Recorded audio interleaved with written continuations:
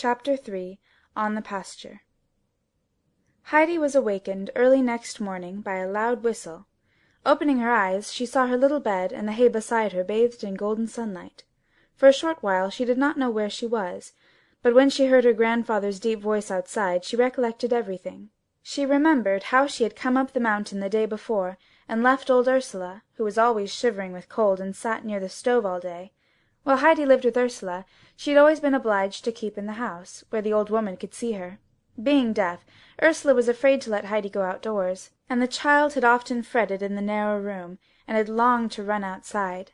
She was therefore delighted to find herself in her new home, and could hardly wait to see the goats again. Jumping out of bed, she put on her few things in a short time, went down the ladder, and ran outside. Peter was already there with his flock, waiting for Schwenli and Barley, whom the grandfather was just bringing to join the other goats. "Do you want to go with him to the pasture?" asked the grandfather. "Yes!" cried Heidi, clapping her hands. "Go now, and wash yourself first, for the sun will laugh at you if it sees how dirty you are. Everything is ready there for you," he added, pointing to a large tub of water that stood in the sun. Heidi did as she was told, and washed and rubbed herself till her cheeks were glowing. In the meantime the grandfather called to Peter to come into the hut and bring his bag along. The boy followed the old man, who commanded him to open the bag in which he carried his scanty dinner. The grandfather put into the bag a piece of bread and a slice of cheese, that were easily twice as large as those the boy had in the bag himself. "The little bowl goes in too," said the uncle, "for the child does not know how to drink straight from the goat the way you do. She is going to stay with you all day, therefore milk 2 bowls full for her dinner. Look out that she does not fall over the rocks, do you hear?" Just then Heidi came running in. "Grandfather, can the sun still laugh at me?" she asked. The child had rubbed herself so violently with the coarse towel which the grandfather had put beside the tub, that her face, neck, and arms were as red as a lobster. With a smile the grandfather said, "No, he can't laugh any more now, but when you come home tonight you must go into the tub like a fish. When one goes about like the goats, one gets dirty feet. Be off." They started merrily up the Alp. A cloudless, deep blue sky looked down on them, for the wind had driven away every little cloud in the night. The fresh green mountainside was bathed in brilliant sunlight, and many blue and yellow flowers had opened. Heidi was wild with joy and ran from side to side. In one place she saw big patches of fine red primroses. On another spot blue gentians sparkled in the grass, and everywhere the golden rock roses were nodding to her. In her transport at finding such treasures, Heidi even forgot Peter and his goats. She ran far ahead of him and then strayed away off to one side, for the sparkling flowers tempted her here and there.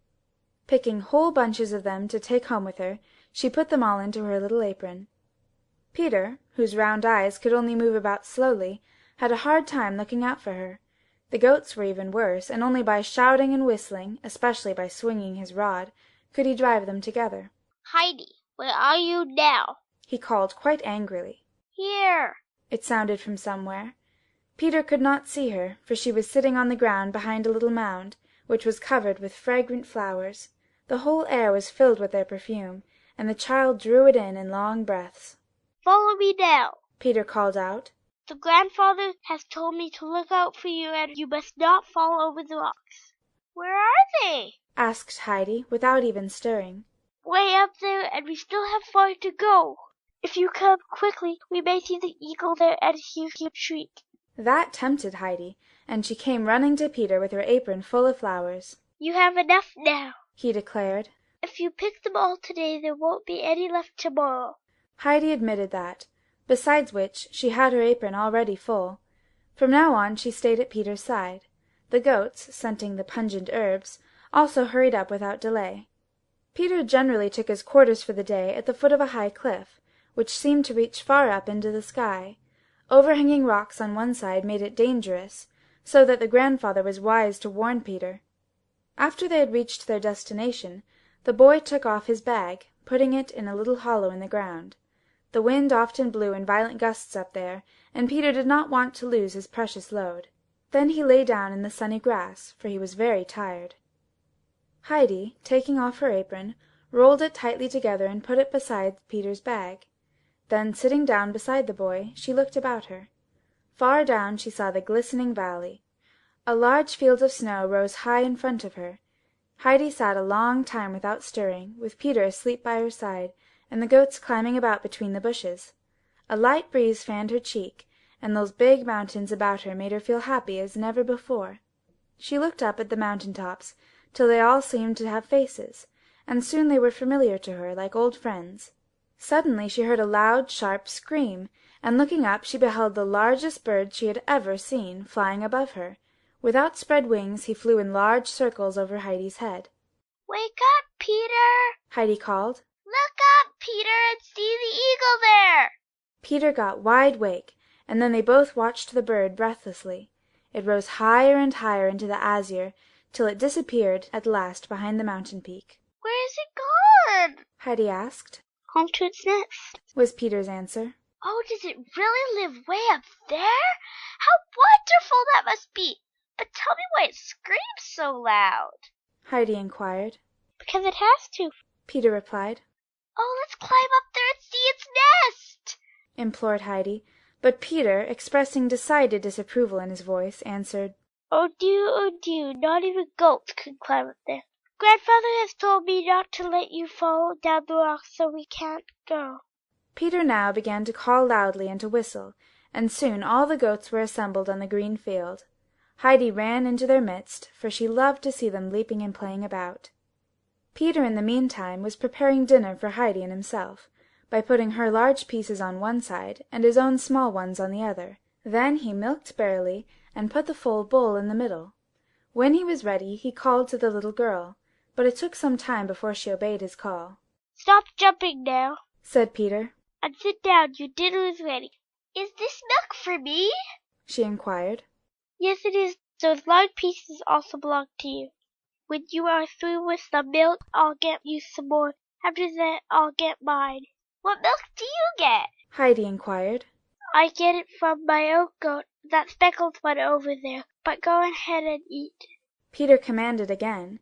Heidi obeyed, and when the bowl was empty he filled it again. Breaking off a piece of bread for herself, she gave Peter the rest, which was still bigger than his own portion had been. She handed him also the whole slice of cheese, saying, "You can eat that. I've had enough." Peter was speechless with surprise, for it would have been impossible for him to ever give up any of his share. Not taking Heidi in earnest, he hesitated, till she put the things on his knees. Then he saw that she really meant it, and he seized his prize. Nodding his thanks to her, he ate the most luxurious meal he had ever had in all his life. Heidi was watching the goats in the meantime, and asked Peter for their names. The boy could tell them all to her, for their names were about the only thing he had to carry in his head. She soon knew them too, for she had listened attentively. One of them was the Big Turk, who tried to stick his big horns into all the others. Most of the goats ran away from their rough comrade. The bold Thistlefin alone was not afraid, and running his horns 3 or 4 times into the other, so astonished the Turk with his great daring that he stood still and gave up fighting, for the Thistlefin had sharp horns, and met him in the most warlike attitude. A small white goat, called Snowhopper, kept up bleating in the most piteous way, which induced Heidi to console it several times. Heidi at last went to the little thing again, and throwing her arms around its head, she asked, "What is the matter with you, Snowhopper? Why do you always cry for help?" The little goat pressed close to Heidi's side and became perfectly quiet. Peter was still eating, but between the swallows he called to Heidi. "She is so unhappy because the old goat has left us. She was sold to somebody in Mayfield 2 days ago." "Who is the old goat?" "Her mother, of course." "Where is her grandmother?" "She hasn't any." "And her grandfather?" "Hasn't any either." "Poor little Snowhopper!" said Heidi, drawing the little creature tenderly to her. "Don't grieve any more. See, I am coming up with you every day now, and if there's anything the matter you can come to me." Snowhopper rubbed her head against Heidi's shoulder and stopped bleeding. When Peter had finally finished his dinner he joined Heidi. The little girl had just been observing that Schwenli and Barely were by far the cleanest and prettiest of the goats. They evaded the obtrusive Turk with a sort of contempt, and always managed to find the greenest bushes for themselves. She mentioned it to Peter, who replied, "I know. Of course they are the prettiest because the uncle washes them and gives them salt. He has the best stable by far. All of a sudden Peter, who had been lying on the ground, jumped up and bounded after the goats. Heidi, knowing that something must have happened, followed him. She saw him running to a dangerous abyss on the side. Peter had noticed how the rash thistle-finch had gone nearer and nearer to the dangerous spot. Peter only just came in time to prevent the goat from falling down over the very edge. Unfortunately Peter had stumbled over a stone in his hurry, and was only able to catch the goat by one leg. The thistle-finch, being enraged to find himself stopped in his charming ramble, bleated furiously. Not being able to get up, Peter loudly called for help. Heidi immediately saw that Peter was nearly pulling off the animal's leg. She quickly picked some fragrant herbs, and holding them under the animal's nose, she said soothingly, Come, Thistle-finch, and be sensible. You might fall down there and break your leg. That would hurt you horribly. The goat turned about and devoured the herbs Heidi held in her hand. When Peter got to his feet, he led back the runaway with Heidi's help. When he had the goat in safety, he raised his rod to beat it for punishment. The goat retreated shyly, for it knew what was coming. Heidi screamed loudly, Peter, no, do not beat him. Look how scared he is. He well deserves it, snarled Peter, ready to strike. But Heidi, seizing his arm, shouted, full of indignation, You mustn't hurt him. Let him go. Heidi's eyes were sparkling, and when he saw her with her commanding mien, he desisted and dropped his rope. I'll let him go if you give me a piece of your cheese again tomorrow, he said, for he wanted a compensation for his fright. You may have it all tomorrow and every day because I don't need it, Heidi assured him. I shall also give you a big piece of bread if you promise never to beat any of the goats. I don't care, growled Peter, and in that way he gave his promise. Thus the day had passed, and the sun was already sinking down behind the mountains. Sitting on the grass, Heidi looked at the bluebells and the wild roses that were shining in the last rays of the sun.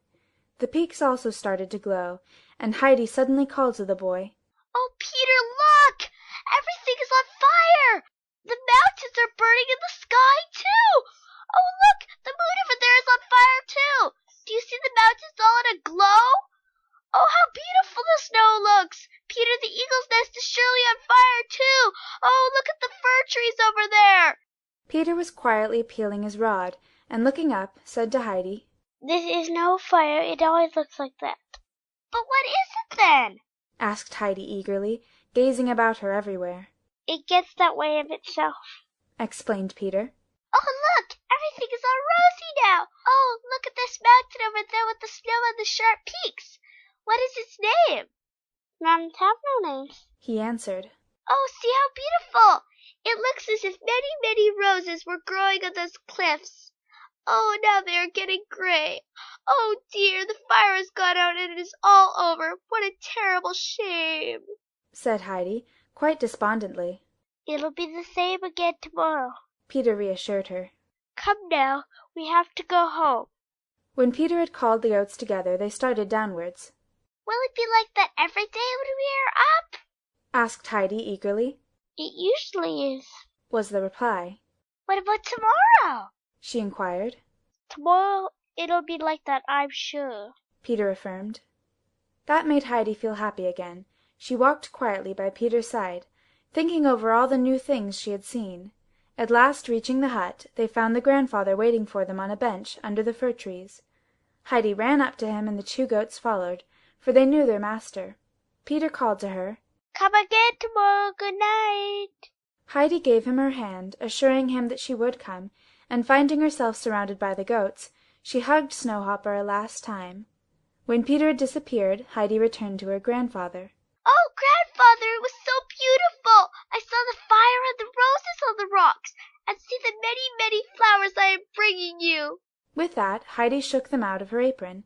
But oh, how miserable they looked! Heidi did not even know any of them any more. What is the matter with them, Grandfather?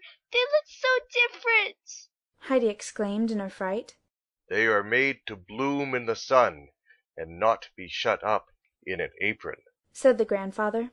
But I shall never pick them any more. Please, Grandfather, tell me why the eagle screeches so loudly, asked Heidi. First go and take a bath, while I go into the shed to get your milk. Afterwards we'll go inside together and I'll tell you all about it during supper time." They did as was proposed, and when Heidi sat on her high chair before her milk, she asked the same question as before. "Because he is sneering at the people down below who sit in the villages and make each other angry. He calls down to them, 'If you would go apart to live up on the heights like me, you would feel much better.'" The grandfather said these last words with such a wild voice that it reminded Heidi of the eagle's screech. Why do the mountains have no names, grandfather? Asked Heidi. "They all have names, and if you tell me their shape, I can name them for you." Heidi described several, and the old man could name them all. The child told him now about all the happenings of the day, and especially about the wonderful fire. She asked how it came about. "The sun does it," he exclaimed. "Saying good night to the mountains, he throws his most beautiful rays to them, that they may not forget him till the morning." Heidi was so much pleased with this explanation that she could hardly wait to see the sun's good-night greetings repeated. It was now time to go to bed, and Heidi slept soundly all night. She dreamt that the little snowhopper was bounding happily on the glowing mountains, with many glistening roses blooming round her. End of Chapter 3.